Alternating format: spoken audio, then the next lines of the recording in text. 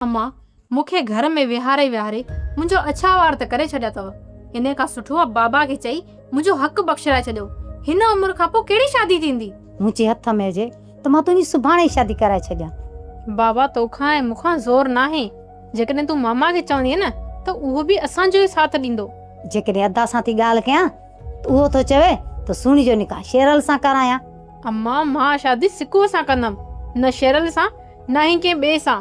इन ॻाल्हि ते तुंहिंजो पीउ कोन बीहंदो, न वरी मामा। वरी जेकॾहिं सांवल वारनि खे ख़बर पवंदी न त उहे अलॻि सां बाहि ॿारींदा। मूंखे त ख़बर ई नथी पए त तुंहिंजे नसीब में छा लिखियल आहे। अम्मा औलाद जा नसीब पीउ मां जी अमरनि सां जुड़ियल हूंदा आहिनि। पिणे जे अरकाननि जी तो ख़बर आहे न मां। बाबा कॾहिं बि नाहे चाहियो त उनजी औलाद ख़ुशि रहे।